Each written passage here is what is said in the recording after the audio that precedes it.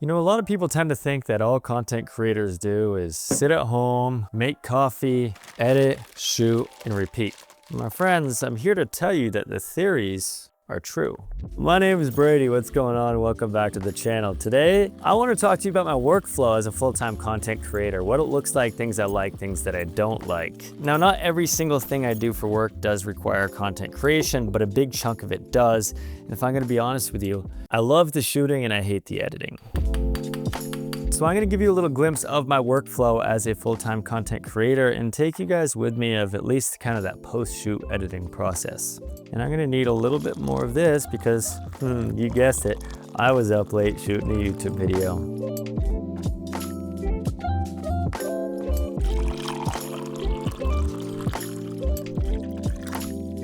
I know what you're saying. Yes, I'm in the film industry, Brady. Are you crazy? Yes, I'm in the film industry because I'm a DP. I like the shooting aspect. I don't love the editing part. But at the end of the day, editing certainly does have to happen. And at least if I'm gonna do it, I wanna have a good setup to work with. And that for me is this Logitech MX Creative Suite. So to give you a brief rundown on what this creative console is it's an interactive setup that works with all of the programs that you're working in. So this one here has these 9 key buttons and then different pages to it as well. And then this, you've got 4 buttons and a couple dial scroll wheels as well. So these actually adapt to whatever program that you're opening up. Whether it's any of the Adobe Creative Suite like Lightroom, Photoshop, Illustrator, Audition, any of those, or for me, DaVinci Resolve, it actually adapts to that. And one thing I want to mention that is if you're an Adobe Creative Cloud user, whether it's Premiere, Audition, Lightroom, Photoshop, whatever it is, and you purchase this Creative Console, you get 3 months for free regardless of if you are a previous user or not. That to me is the biggest catch because everyone's like, oh, if your first time. No, regardless, if you use it, 3 months for free. So honestly, that just contributes towards paying for this, which is amazing because then you get access to all of these and you can actually use this to its fullest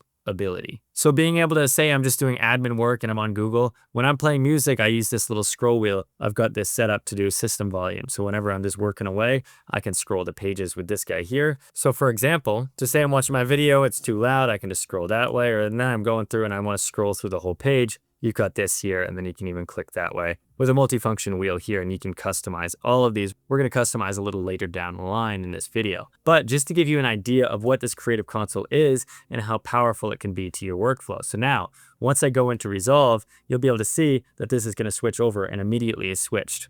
Okay, so let's call it we're at the point that I just finished shooting and I got to offload all of my footage. Now I did already offload it for the sake of time, but let's just show you, this is kind of my file structure right here.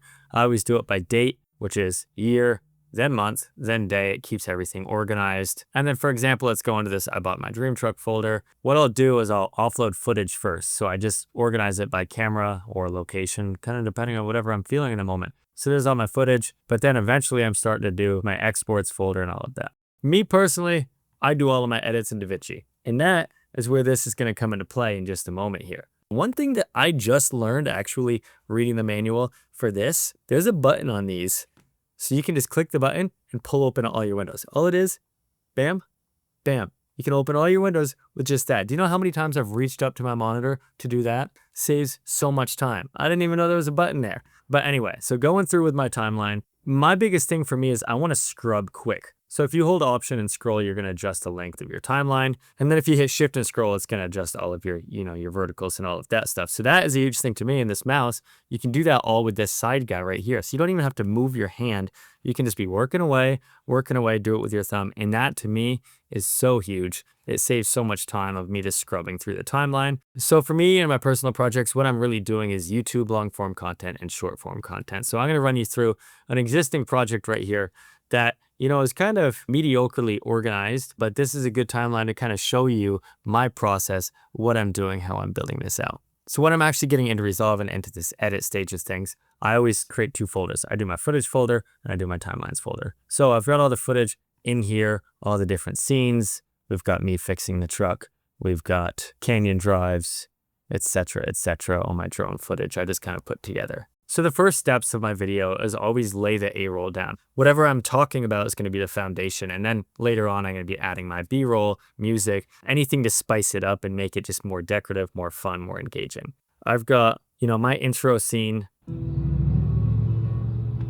We've got some titles that come in here. music plays. We've got all these sound effects. Sound effects is kind of the last thing that I like to add because I'm just not great with sound design. So it just takes me a little extra second. I'm a chronological editor. I don't know about you, but I like to go from the beginning and kind of piece it all together in layers relative to scenes. So this first scene, I've got this whole canyon kind of driving, right?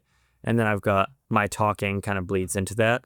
Where I've noticed this Logitech setup really come in handy is in cutting up the A-roll and cutting up all of that talking head. So for example, I've got a raw clip here. I'm just gonna scrub through and kind of see what's going on. So immediately I noticed that this is very quiet. What I've got programmed is this wheel right here can actually adjust your audio level of your clip. So I bring that way up and you can see it's gonna be crazy loud. And then I've just got this for undo. But that's very quick, so I can just scrub through, play this way. My name's Daisy. I'm watching the mixer and it's in a perfect place. But what I'm looking for is something earlier. What did I say here? I can just use this scroll wheel, and then I've just got this set up as my play. I've got this as reverse, and then this is undo and redo. So that's my setup as of right now. So I can just scrub through here, and I'm like, oh, okay. I remember like somewhere around here, I said something. So I'm gonna get there. I can't believe that we did this. Yeah, that's the bite that I want. So I'm just gonna reverse there, and then this is where things get really fun. I don't even have to use my keyboard. I split the clip right there. I can't believe that we did this. That's all that I want right there. And then right here, this little gap, I don't want. So I've got this set in here. See what's going on here is I've got it set for jog per second and it's very clicky right now, but I've just got this pulled up here and you can actually go in and customize everything. So I'm going to this wheel. What I want to do is adjust this.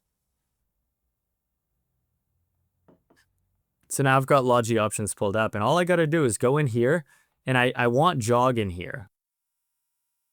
So now we're going to switch it to jog per frame instead. So now once I go into here and I'm working, I can actually really fine tune. And you can see I'm really fine tuning frame by frame. So that point that I wanted to cut, this point right there, I hit pause. I'm going to split that clip, highlight that, delete it. Immediately it ripples back.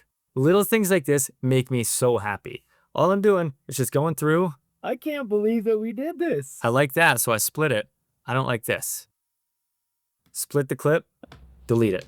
Easy, then we're on. It's a crazy thing. It just speeds up. And if you're editing large projects, that's gonna start to save you a lot of time. So if you're editing big projects like this, especially all week long with a lot of talking, I can guarantee you that this is gonna save you so many hours on your work week, just cutting things up. That and the sound alone are the biggest things that make this worth its while for me, is being able to actually adjust your volume of your clip here. I want to start adding some footage, some B-roll to kind of overlay this whole driving out scene, because this to me can be kind of boring. So let's see what I've got. Let's go into my drone footage. I feel like a drone should be a great establishing.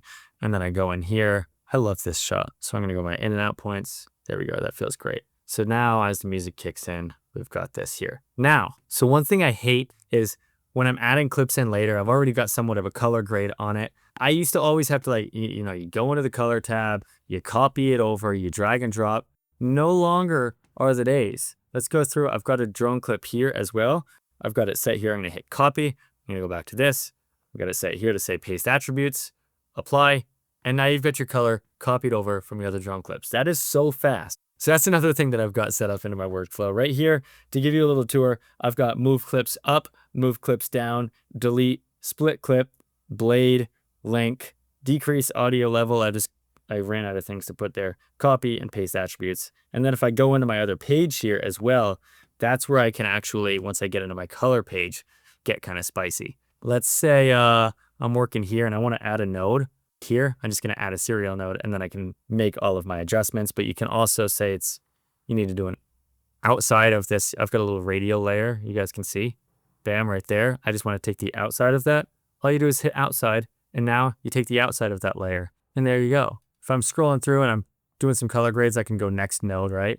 So I just hit next node and I'm just scrolling through. Say I'm working really fast. Bam, there we go. And then say I'm ready to go and I like this. I'm just going to take a still grab and immediately it's going to take a still grab. No longer do you got to get to the point, right click, grab still. No, there's all of these different things. So let's go in and customize all of our things here, because my options might not be what your options are, but they make it so easy to do this. So once going in, you've got the option of all of your Logitech products. For me, I've got the keypad, I've got the mouse, it's an old mouse, and then I've got this here. So let's go into the buttons right now and customize the keys.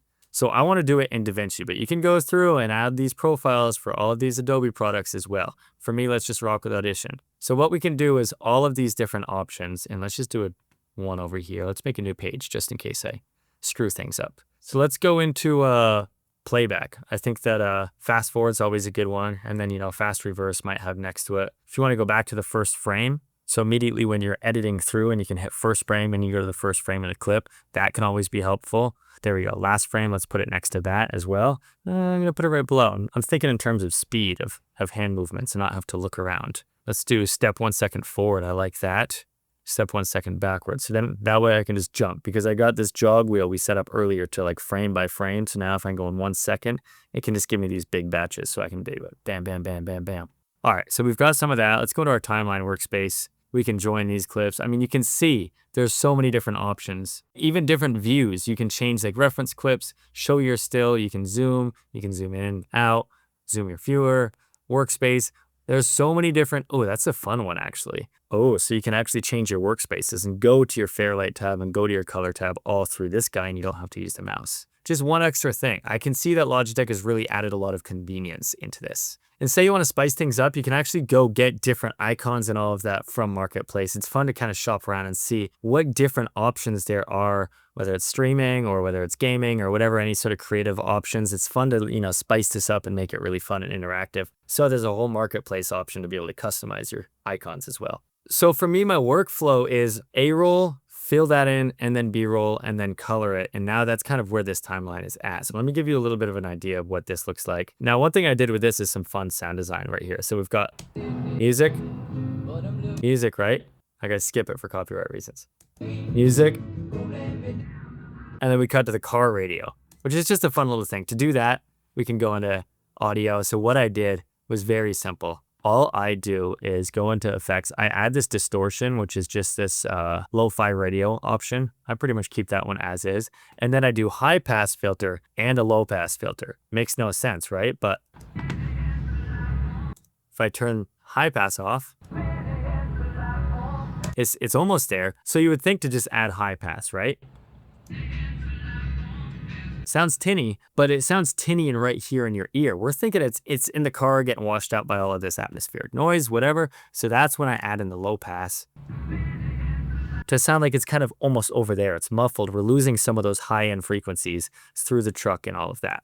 So that's one little thing I like to do with sound design. And that's something I've done. So that's the way I've transitioned from this scene to this scene. I start to bring us into reality. And then shortly after, I start to bring in some Foley, some birds chirping,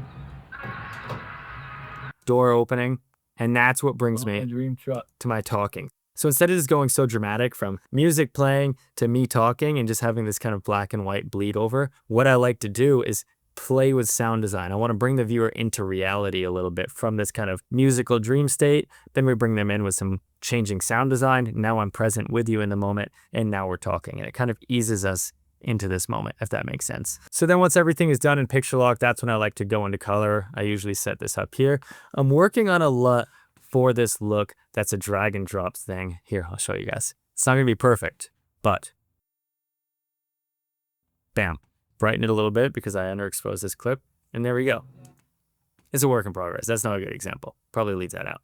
But I'm working on something, so just stay tuned. Pretty much from there, everything is polished. Now, a lot of people ask my export settings. That's one thing I want to talk about. So once I've finished, the last thing that I do before exporting, I right click, I go to timeline settings, make sure to bring it to 4K because sometimes I forget and then you don't get full resolution. And the color settings for this, DaVinci Wide Gamut Intermediate for timeline color space, Rec 709-A for output color space. That's what I've been doing for years now, and it seemed to work out. This is all done. When I go into the export tab, you find your wherever it's going. Let's call it Dream Truck, right? Whatever, can't even spell. I always make sure it's matching the timeline resolution. Quality, I restrict this to 80,000 kilobytes per second. If I really want it to be good, I do high encoding. But then the catch is go to your advanced settings and tag it as Rec 709 as your color space and gamma tag for when you export it. And then I bring that over and then I'm good to go. And that, my friends, is how you get out of the editing bay very quick. So for me, I've been doing this as a full-time career for 5+ years now, making something all week, every week. The less time that I can shoot, edit, and get out the door, the more time I can spend with my girlfriend, with my friends, with whoever, and just enjoy myself. Because in this industry, it is so hard for everybody to remind yourself not to be a workaholic and give yourself you time, which to me is so important, and a lesson that I've kind of had to learn the hard way with being an overworker. Save yourself time, save yourself efficiency. I'm going to wrap that here, guys. This was a lot of info, a lot about this Logitech, which I've come to really, really like this setup here. It speeds up my workflow even that much more, and that makes me very happy. So the whole creative console here, I'm going to link everything down below, and don't forget 3 months for free. So what are you waiting on? I'll see you guys in the next video. Cheers to my cold coffee because we sat around all day, and love you and good night.